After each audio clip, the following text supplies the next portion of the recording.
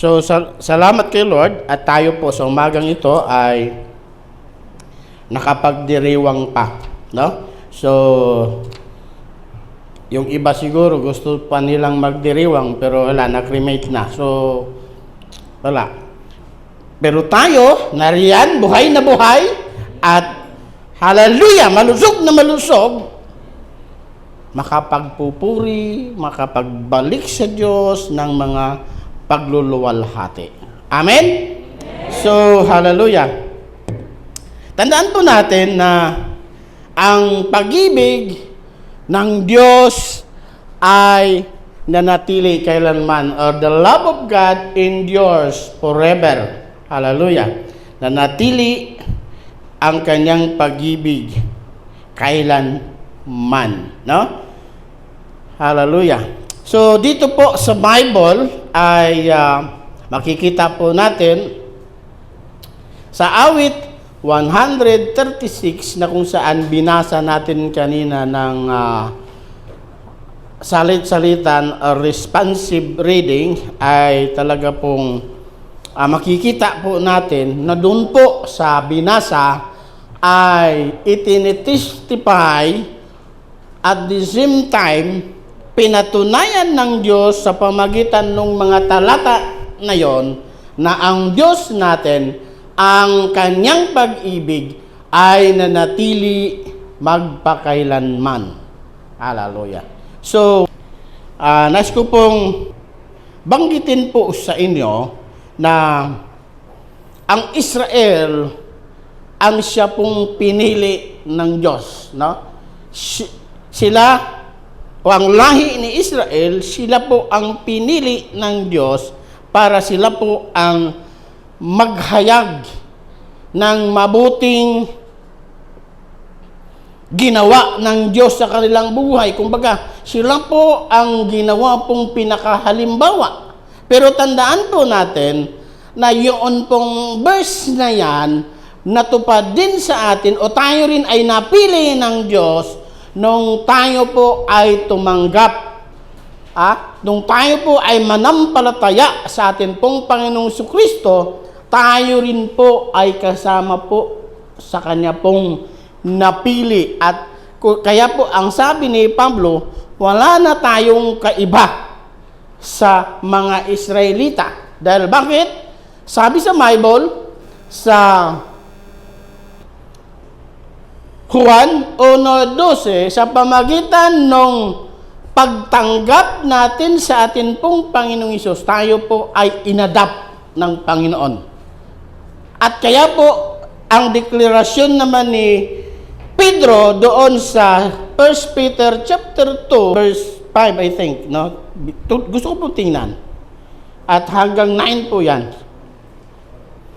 So, diretso po tayo sa verse 9. Sabi rito, ngunit kayo ay isang lahing pinili for a grupo ng maharlikang pari, isang bansang nakalaan sa Diyos, bayang pag-aari ng Diyos upang magpahayag ng mga kahangahangang ginawa niya. Siyang tumawag sa inyo mula sa kadiliman patungo sa kanyang kahangahangang kaliwanagan. This verse ay tumutukoy doon sa bawat isa na tumanggap sa atin pong Panginoong Jesucristo. Ikaw ay pinili ng Diyos through Christ. You are adopted as a son. Yun po yung deklarasyon sa John 1:12. Subalit ang sino mang tumanggap o ngunit ang lahat ng tumanggap sa Kanya ay pinagkalooban niya ng karapatang maging anak ng Diyos. Through Christ, we are adopted as sons and daughters of God. Hallelujah. So we are chosen generation. So, dito po, sa kanya pong mga pinili, ay meron po siyang pabor. Sabihin mo sa iba, sa iyong mga katabi, kapatid, Dahil ikaw ay pinili ng Diyos, ang Diyos ay may pabor sa iyo. Ayan. So, ano sagot? Amen. I-claim mo. Thank you, Lord, for that favor. Ganyan dapat. Hallelujah. Kasi may pabor ka. Ang lahat na natanggap natin ay hindi tayo karapat-dapat. Pabor lang. No? Tawag dito, kahabagan lang ni Lord. Biyaya lang ni Lord. Pag sinasabi mong biyaya, hindi ka karapat-dapat bigyan noon. Hindi ibig sabihin na, ay binigyan ka kasi karapat-dapat kang bigyan. Hindi po. Ano lang, tawag dito, akusa niyang binigay kasi sa kalikasan ng Diyos kasi na mapagbigay, mapagbiyaya, biniyayaan ka. Pero hindi ibig sabihin nun na, kaya ako binigyan ito kasi karapat-dapat lang akong bibigyan. Hindi po. Tandaan po natin yan. Favor, kaya nga po, favor o pabor na sinasabi. Hallelujah. So, dito po, hindi ko na po babasahin yung verse na binasa natin kanina. Pero dito po sa atin pong mensahe ngayong umaga na pinamagatang ang pag-ibig ng Diyos ay nanatili, or the love of God endures forever, sa awit 136 verse 1 up to 26 ay dito po ay mayroong 5 bagay na nakita ako, no? 5 bagay na nakita ako na kung saan pinatunayan ng the whole chapter of Psalm 136 na ang atin pong Diyos ay ang kanyang pag-ibig ay nananatili kailanman. Hallelujah. Nananatili kailanman. Kaya wag mong masabi-sabi na hindi na yata ako mahal ng Diyos, kaya ako nagkaganito. Hindi po. Kung tayo man ay nagkaroon ng problema, hindi po ang Diyos ang may problema. Tayo po ang lumalayo. Kailanman ang Diyos ay hindi po lumalayo sa atin. Ang pag-ibig ng Diyos ay nandiyan na nanatili. Tayo po ang lumalayo sa Diyos. Tandaan po natin yan lagi. At huwag natin pong kalimutan. Hallelujah. Dito po sa 136 ng Psalms o awit, inuulit ko po, meron pong 5 bagay na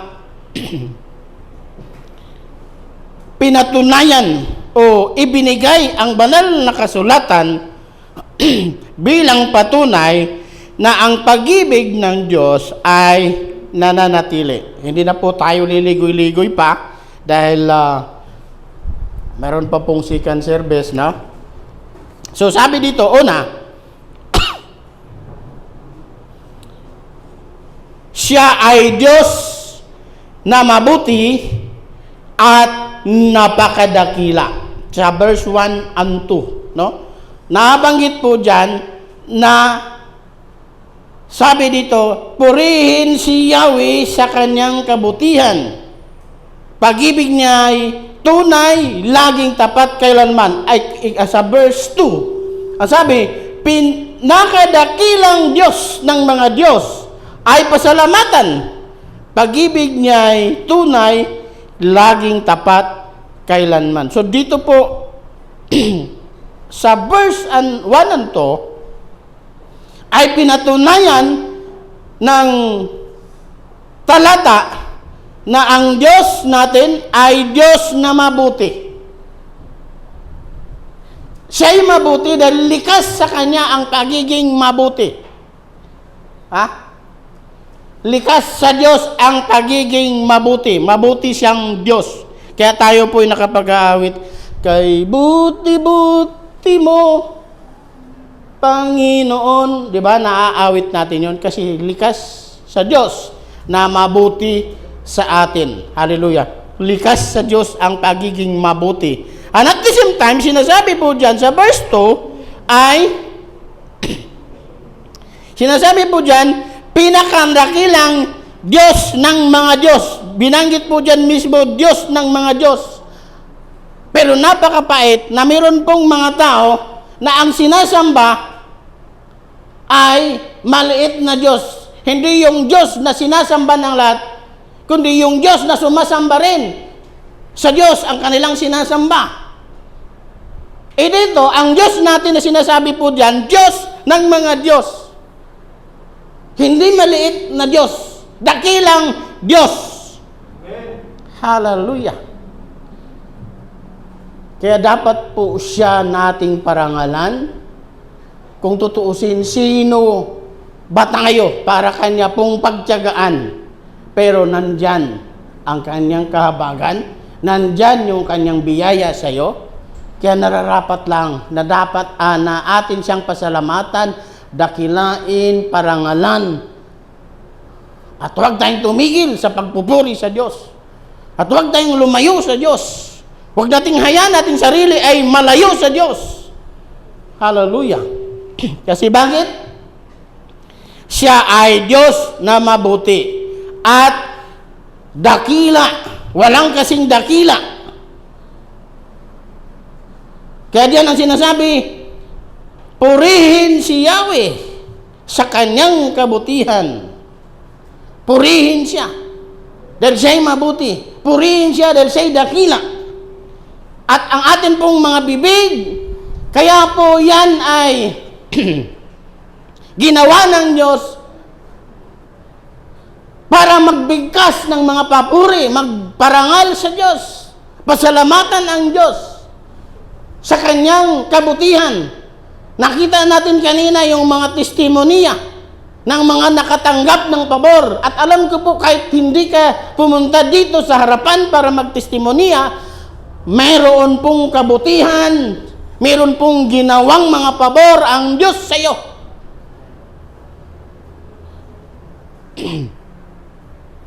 At nung mga nakaraan, meron tayong natuklasan sa Bible na kukunin na dapat ang kanyang buhay.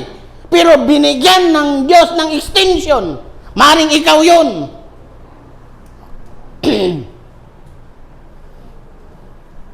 Pero, pinasalamatan mo ba ang Diyos? Dinakila mo ba ang Diyos? Naghandog ka ba sa Diyos? Hallelujah.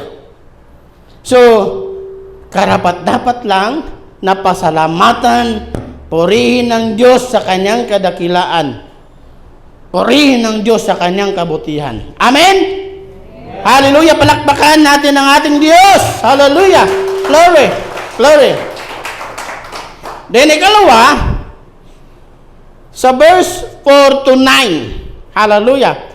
Tandaan lang po natin yung una ay siya ay Diyos na mabuti at pinakadakilang Diyos. Ikalawa, siya ang dakilang lumikha ng langit at lupa at sa lahat ng mga naroon.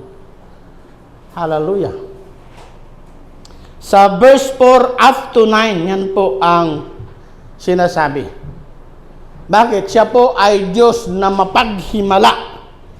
Diyos na gumagawa ng mga himala at kababalagan. Bakit po sinasabi pong himala at kababalagan?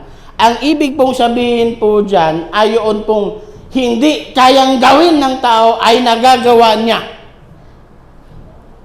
Yung mga imposibleng bagay para sa tao ay napakadali lang sa kanyang gawin. Kaya himala. Hallelujah. At kababalaghan. Pero ang Diyos natin ay siya po ang lumikha sa langit. Pagka sinasabi po nating langit, bukod po doon sa spiritual na heaven na kung saan hindi po nakikita at naroon po yung mga anghel, ang isa pong tinutukoy is the galaxy. Ang tawag dito, yung dito po sa solar system na tinatawag. Bakit ano bang sitwasyon dyan? Bakit may himala? Bakit may kababalagan? Pag ang mga siyentipiko ang nagsasabi o nagsasalita, ang mga bawat planeta ay umiikot sa kanya-kanyang release. May release sila isa't isa. At hindi sila pwedeng magbabanggaan. Kasi pag nagbabanggaan, kung sino mang nilalang na nandoon, tiyak, magkalasog-lasog din. Pero ang sabi po sa mga siyentipiko, ang mga mundo na atin pong nakikita sa kalawakan, hindi sila nagbabanggaan. Kung walang nagdisenyo dyan, nagbabanggaan sila malamang. At yung Earth natin ay katiting lang doon sa napakaraming planeta sa solar system. Pag tayo po halimbawa, nabangga lang nung Mars kasi yung Mars at Venus, tayo po'y napagitnaan noon. Halimbawa, sumimplang yung Mars, sumimplang yung Venus. Ginitgit yung Earth. Anong mangyayari? Kung kakaunti pong lindol na ang sabi, meron pong tectonic, ang tawag dito, basta meron pong dahilan kung sa ilalim ng lupa, kaya gumagalaw yung lupa. Kung yun lang ay nagkaroon po ng 7.1, 6.1 na earthquake, at tayo po ay halos parang naging hilong-talilong na, mas matindi po pag kayo mga planeta ay nagbabanggaan. Pero ginawa ba ng Diyos yun? Hindi po. Bakit? Siya po ay makapangyarihan, siya po ay Diyos na mapaghimala, kayang-kaya niya kontrolin ang lahat ng bagay na nandyan. Hallelujah! Kaya hindi niya pinahintulot. Kasi siya po yung Diyos na mapaghimala. Kung imaginein mo, yung mga bagay na yon, mapahanga ka talagang may Diyos na lumikha. Hindi po ito nag-exist lang ayon po sa teorya ni, sino ba yon? Si Darwin. Yung Big Bang Theory na bigla lang daw, meron pong sumabog. Tapos sa pagsabog na yon, ay nabuo yung Earth. Masyado namang OA. Pag-aralan mo, masyadong OA. Kung walang nagdisenyong Diyos dyan na makapangyarihan, hindi po totoo, malabo. Malabo po. I mean, yung Big Bang Theory, kung isipin mong maigi, napakalabo. At pagtitingnan mo yung mga nilikha ng Diyos, sa 7 wonders of the world pa nga lang, mapahanga ka. Paano nangyari ito? Hindi ito mangyayari pag walang Diyos na nagdisenyo.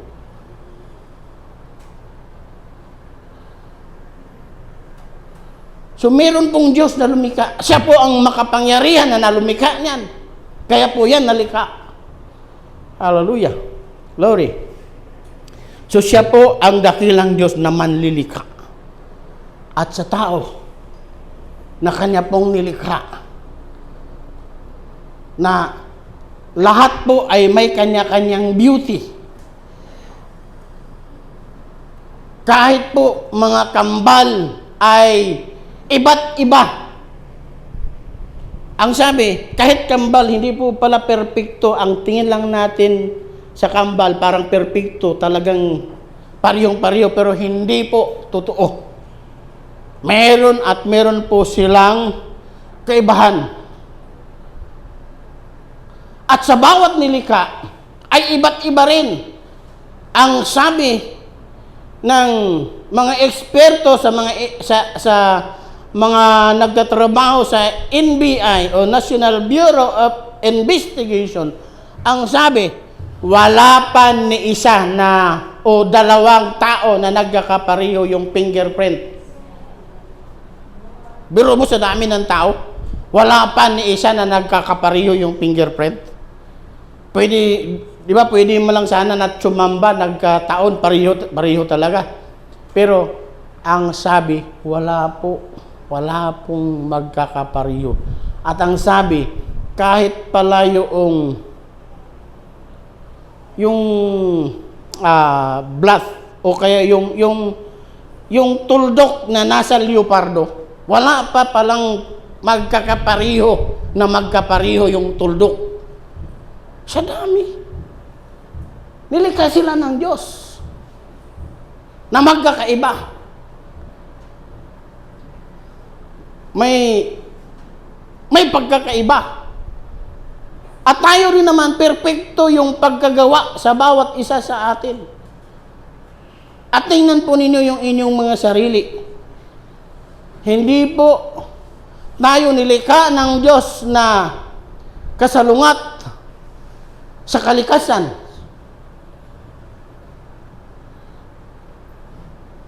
Ano po ibig sabihin? Talagang yung ilong natin ay talagang nakaganon. Bagamat yan ay iba't iba yung size. Meron pong flat, meron pong medyo matangos, meron pong medyo malaki, meron pong medyo malaking malaki. Pero yung lahat na yan ay lahat po nakatungo sa lupa. Kasi pag nagkataon, kung yan ginawa ng Diyos pabaliktad, papunta sa taas, sahod mo lahat ng ulan. Imagine, halimbawa yung ilong mo, papuntang taas, ikaw lang kakaiba sa kanilang lahat. Pero pag naligo, pag umulan, kawawa ka sa lahat. Hindi mo ba na-imagine yun? Oh. Nilikha ng Diyos yan. Si Lord ang nagdisenyo niyan. Kung walang nagdisenyo sa'yo, mahirap ispilingin. Kaya si David mismo, ina-acknowledge niya na ang Diyos yung lumikha sa kanya. Ang buto niya sa katawan, ang Diyos yung naghugis, ginawa siya na hindi nalilihim sa Diyos. Yun ang kanya pong sinasabi sa Salmo 139. Hallelujah. Siya po ay Diyos na manglilikha. Siya po yung lumikha sa lahat. Hallelujah. Kaya dapat lang natin siyang pasalamatan. Hallelujah. At nilikha niya, nilikha niya ang mundo at lahat ng mga bagay na nandito ng buong kahusayan. Ibig sabihin talagang maingat niyang nilikha lahat. Ha? Lahat ng sa langit, nilikha niyang perpekto, ang mundo ay nilikha niyang lahat. Hallelujah. Palakpakan natin ang ating pong Panginoon. Glory to God. Hallelujah. Salamat kay Lord. Okay. Sa number 3.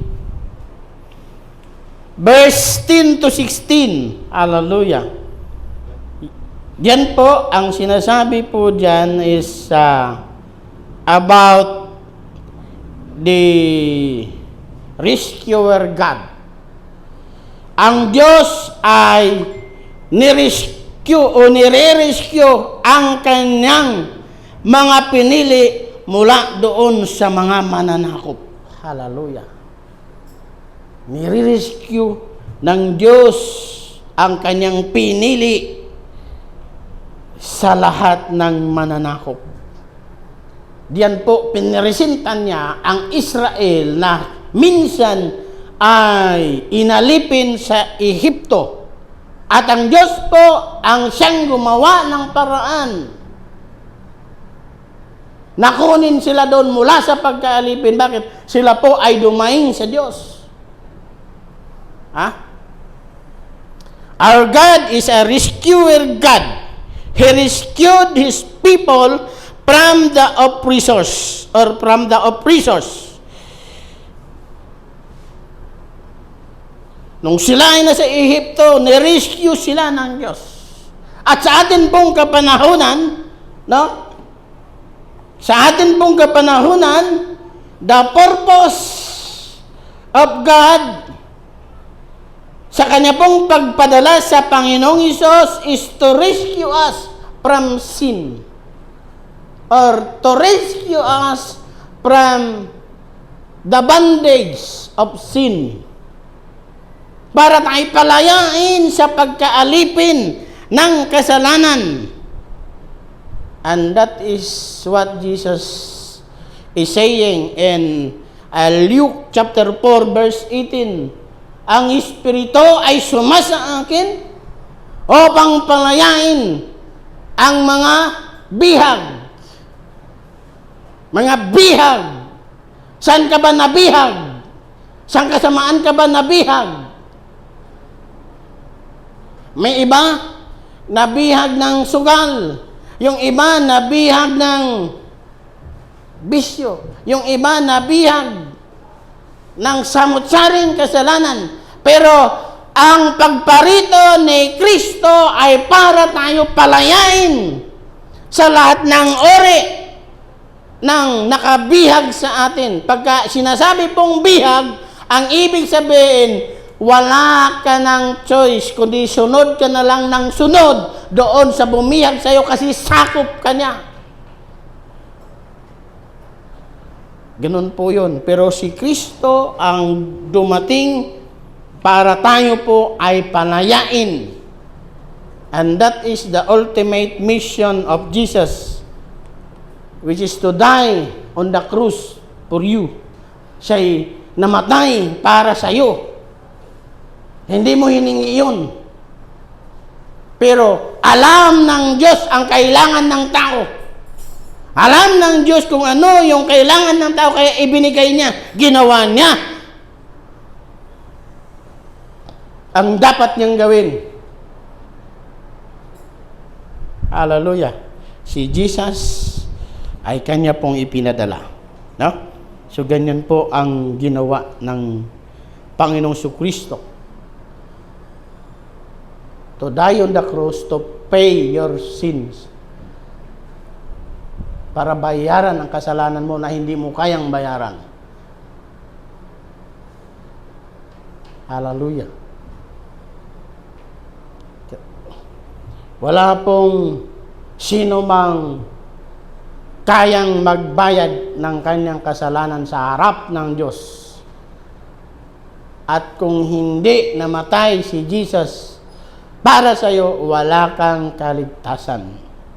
Kaya ang sabi, ang deklarasyon ng Bible, ang deklarasyon ng Bible, Acts 4:12, sa silong ng langit, wala ng ibang pangalang ibinigay para sa ikaliligtas ng tao. Ang ibig sabihin, apart from the name of Jesus, there is no salvation.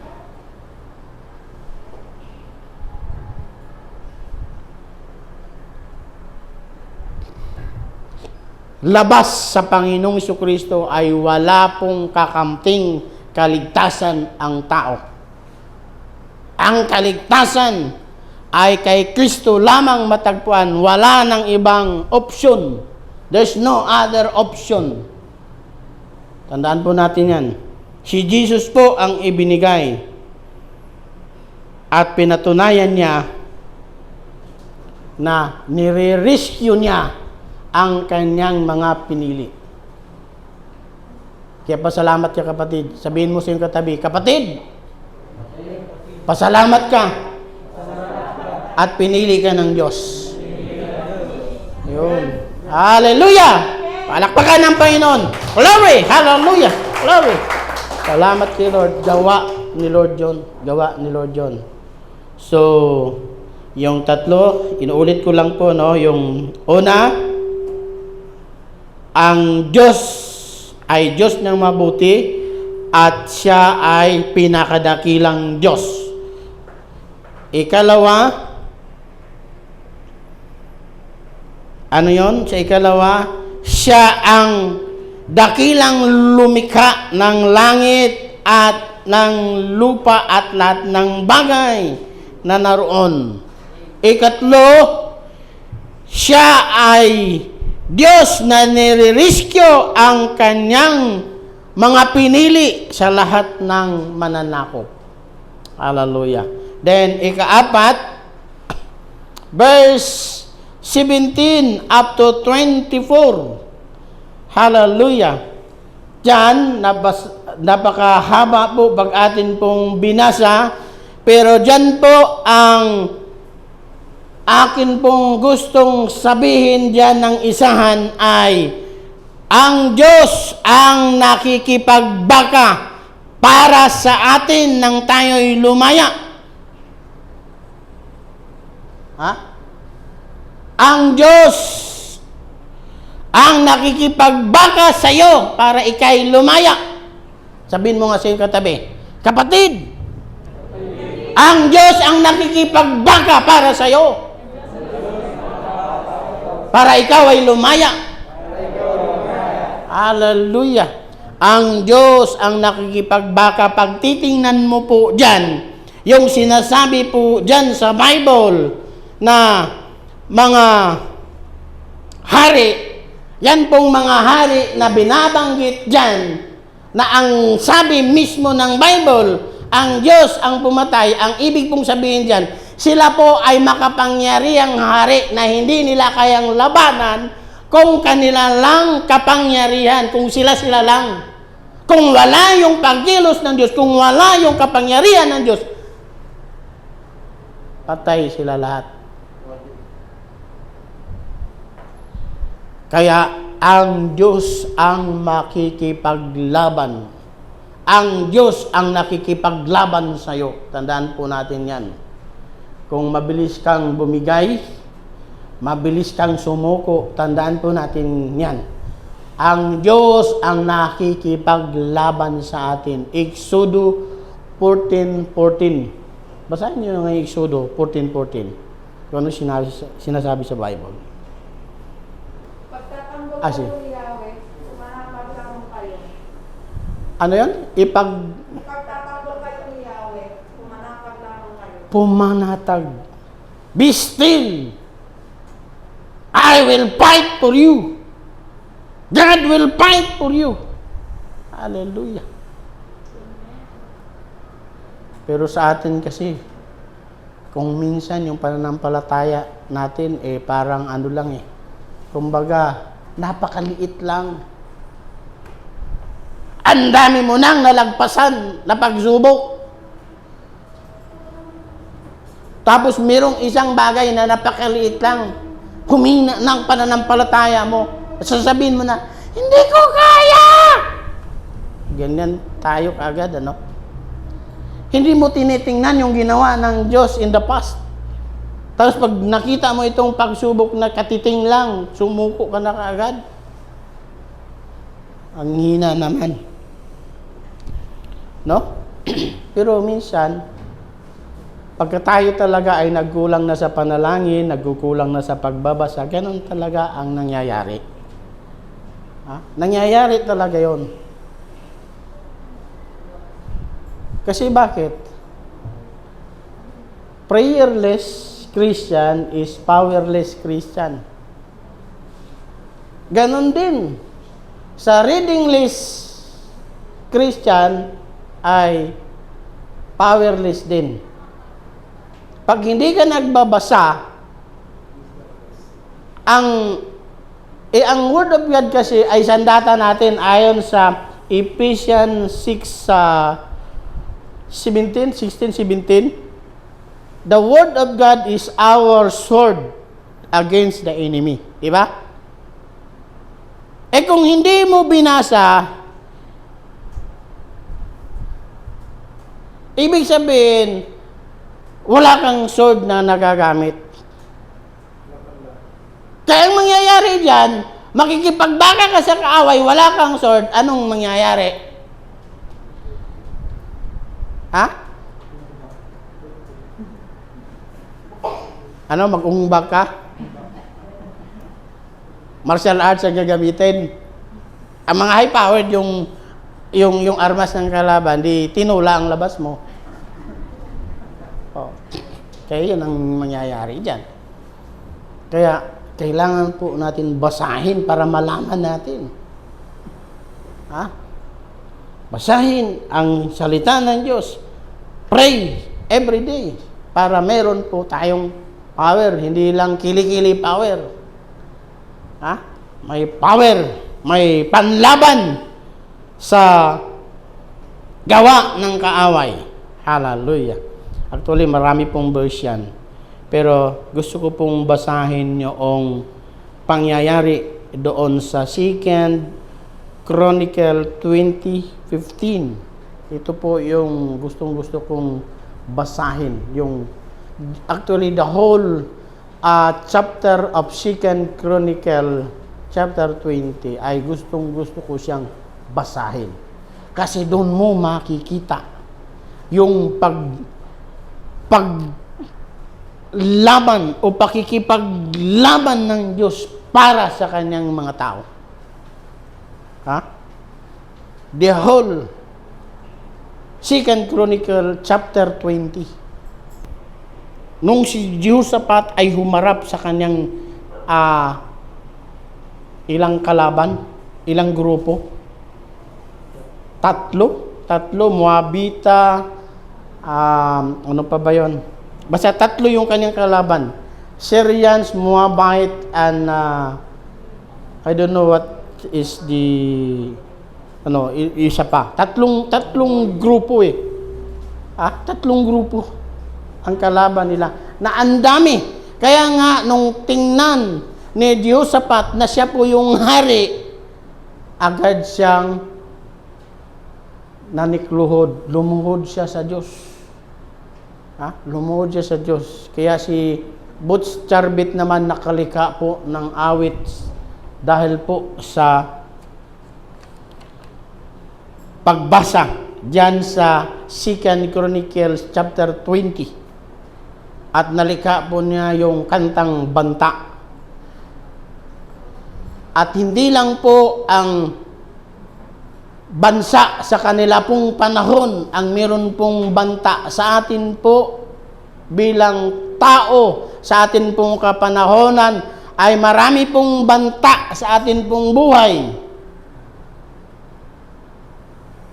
Sa atin pong pang-araw-araw na pamumuhay sa lupa ay marami pong banta na pwede kang mapinsala ng kaaway. Unang-unang kalaban ngayon ng mga tao yung COVID, na ang sabi po nila ay hindi natin nakikita ang ating kalaban. Totoo. Pero hindi lang po yung COVID-19 ang atin pong kalaban, marami pa. Kung ikaw ay araw-araw na nasa kalsada, huwag mong sabihin, matino naman ako, magmaniho, maingat. Sa ngayon, sabihin ko sa iyo, kung hindi ka ingatan ni Lord, delikado ka. Bakit? Oo, matino ka, maraming hindi matino na nakasabayan mo dyan sa kalye. Oo, nakokontrol mo yung sarili mo. Marami kang kasabayan dyan sa kalye na hindi marunong magkontrol sa sarili. Tandaan natin yan. Meron dyan, pag na-overtaken mo lang kaunti, nagagalit na. Ano yun mayabang yun Sige, gitin ko nga. Yari ka na. Kung yun ang sa dami-dami ng mga namamasada o sa napakaraming motorista, yun pa ang na-overtaken mo, nagalit. Sabay, dahil nakakutsi siya, mas mayabang sa'yo, ginit-git ka ngayon pagdating sa unahan. Anong mangyayari? Kaya dito po, ang Diyos ang atin pong i-claim na siyang makikipaglaban sa atin, magiging protector natin, taga-protekta sa atin, mag-iingat sa atin sa lahat ng pagkakataon. Tandaan natin yan. No? Hallelujah. So, ang sabi po doon sa 20:15 ng 2 Chronicles ay ganito. Ang sinabi niya, makinig kayo, Haring Jehoshaphat. Sabi po ito ng isang propeta. At kayong mga taga-Huda at Jerusalem, ganito ang sinasabi sa inyo ni Yahweh. Huwag kayong matakot ni masiraan ng loob dahil sa maraming kaaway. Ang Diyos ang makikipaglaban at hindi kayo. Ang Diyos ang makikipaglaban at hindi kayo. Bakit? Ang dami nilang kalaban eh. Tatlong bansa ang nag-connives para sila ay sakupin. Wala pong ibang magawa si Jehoshaphat kasi hindi naman sila malakas na bansa. Pero meron silang makapangyarihang Diyos na nalalapitan. Yun lang po ang sandata. Sa atin po, marami pong bagay na hindi natin kaya, pero makapangyarihan ng ating Diyos. Doon po tayo humuhugot ng lakas. Doon po tayo kukuha ng lakas. Huwag mong sarilinin lahat ng bagay hindi mo kaya. Pero kaya ng Diyos ang hindi natin kaya. Yan po yung atin pong tandaan. Kaya yung pananampalataya natin, yung pagsunod natin sa Diyos, huwag tayong magmintis. Hallelujah. Nandyan po ba kayo? Amen. Hallelujah. Palakpakan po natin ang atin pong Panginoon. Okay. Hallelujah. So, tandaan po natin dito po sa awit 136 verse 1 up to 26 ay may mga bagay dito na patunay na ang pag-ibig ng Diyos ay nananatili kailanman. Una, ang Diyos ay mabuti at siya ay pinakadakilang Diyos. Ikalawa, ang Diyos ang siyang lumikha ang siyang dakilang lumikha ng langit at lupa at sa lahat ng mga naroon. Ikatlo, ang Diyos ay inirerescue niya ang kanyang mga pinili mula sa mga mananakop. And then this number 4, ang Diyos ang nakikipagbaka para sa kanyang mga pinili. Pero tayo po ay magpasalamat dahil isa po tayo sa kanya pong pinili. Through Christ. Hallelujah. Hallelujah. So, ikapang lima, hallelujah. Salamat kay Lord. At least mabilis lang tayo. Ikapang lima ay sa verse 25 and 26. Diyan po makikita po natin na ang Diyos ng provision. Siya ang nag-provide sa lahat ng bagay. Hallelujah. Kita nyo ba? Sa verse 25 and 26, sabi dito, ito, babasahin ko na last na sa lahat ng pagkain ng tao at hayop, siyang nagbibigay. Pag-ibig niya ay tunay, laging tapat kailanman. Ang Diyos nitong langit ay dapat purihin at pasalamatan. Pag-ibig niya ay tunay, laging tapat kailanman. So, yung sinasabi po niyang lahat ng pagkain ng tao at hayop siyang nagbibigay. Yan po ang ibig pong sabihin, yan po yung provisions na ginawa niya sa atin. And actually, hindi lang naman yan pagkain. It includes our daily needs. Yung pang-araw-araw nating kailangan, ano ba sakop niyan? Pananamit, tirahan, ano pa ba? Kasama dyan yung pampaaral sa mga bata. Baon, tuition fee, at ano-ano pa. Kasama dyan. Pero dito yung sinasabi po, siya yung nagbibigay. He provided the needs of His people.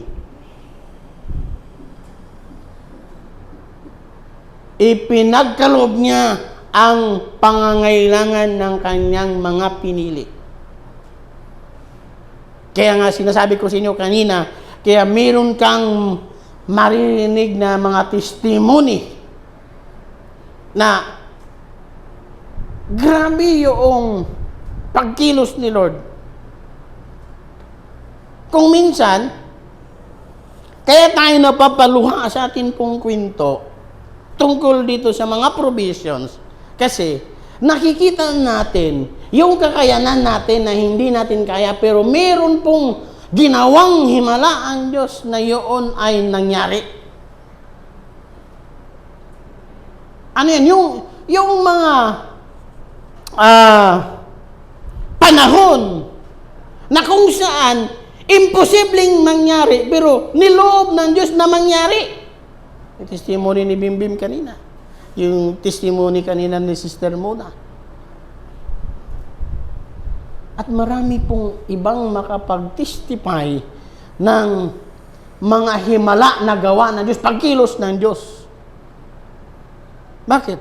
Pinatunayan niya na siya ay Diyos na provider na Diyos. He is our Jehovah Jireh. Jehovah Jireh means God the provider. He is the provider God. Kaya sa lahat ng mga tao sa paligid mo, sila ay nagigipit, ikaw nagiging kampante. Bakit? May Diyos ka na nagpo-provide. At yung iba ay maiinit ng ulo. Hilong-talilong na sa kapaplano. Pero ikaw, easy ka lang. Bakit? Ang lahat ng bagay ay biyaya ni Lord at nakikita mo yung pagkilos ni Lord. Yan po yung atin pong dapat matandaan. At dito po, sinasabi sa Bible, si Lord ang nagkakaloob. Si Lord ang nag-provide. It all happened because it is God who provided all those things. Hallelujah. Glory to God. So, in this chapter of Psalm 136, tandaan po natin, the love of God endures forever. And in this chapter, there are 5 things na patunay ng atin pong Diyos ay ang kanyang pag-ibig ay nanatili kailanman. Una, He is a good God. Siya ay Diyos na mabuti, kaya ipinakita niya yung kanyang kabutihan sa atin na kanyang mga pinili. At ang kanyang kadakilaan ay ating nakikita rin. Ipinakita niya ang kanyang kadakilaan, lalong-lalo na po yung Israel. At hindi lang si Israel, tayo rin, nakikita rin natin yung kanyang kadakilaan. Then, ikalawa, siya ang dakilang lumikha ng langit at lupa at sa lahat ng naroon. Ibig sabihin yan, siya ang lumikha para natin pong tirhan ng mapanatag. Siya po ang gumawa, siya may gawa. Still, that is a provision of God, no? Then, number 3, He rescued His people from the oppressors. Nirescue niya ang kanyang mga pinili sa lahat ng klase ng mananakop. Especially the people